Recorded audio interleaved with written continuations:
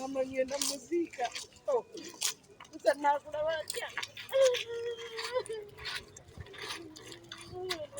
Mama.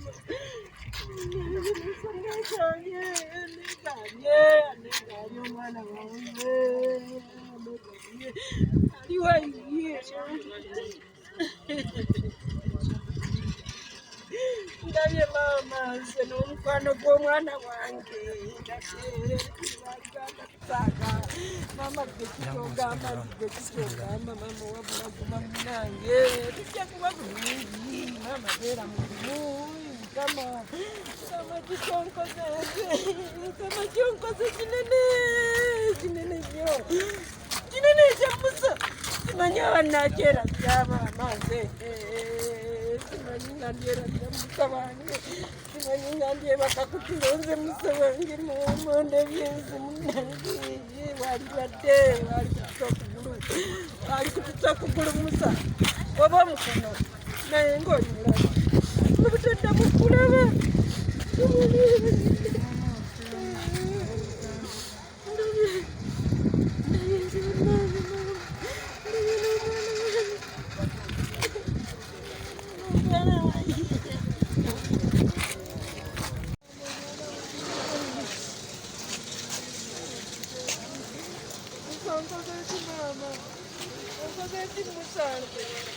Yabo mwana wange. Yabo mwana wange mama. Oh mwana wange mama.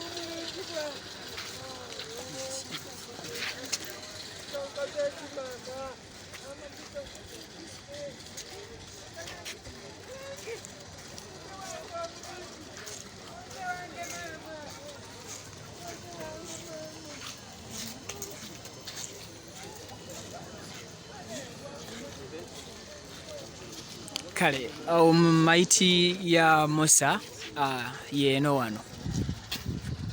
Maiti ya Musa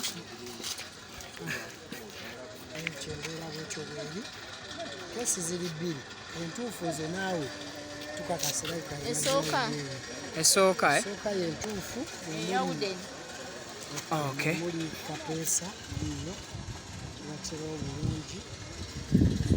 Kale embeera bwetibwe eri ku Mukoto Vicky exclusive eyo gyolaba keesi wentunuza kamera we muli maiti ya muganda waffe Kapeesa era nga saawa yonna agenda kuba ateekebwa mu ambulance emotoka ya funeral service maiti yebere ng'eyongerwayo gye twabategeezezaako details nazibawadde dda so embeera just bwetibwe egenda maaso n'okubeera nga etambulira wano.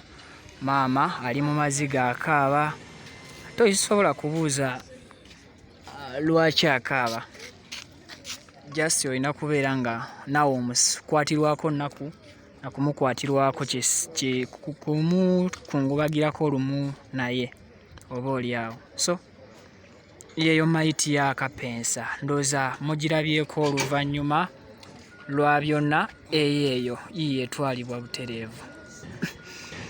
Updates zonna ngenda kuzibawa butereevu ku Vicky exclusive.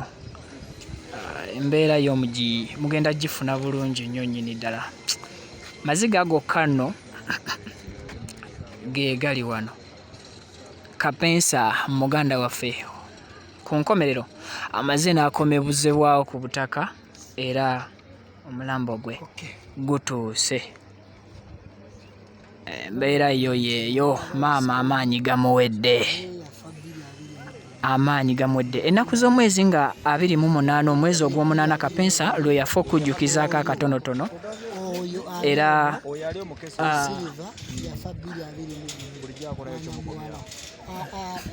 ebisaanyizo bya gavumenti eya Uganda n'eya Saudi Arabia ate ndo Kapeesa tebamulese eka, bamuleseko no maiti y'omuntu endala. So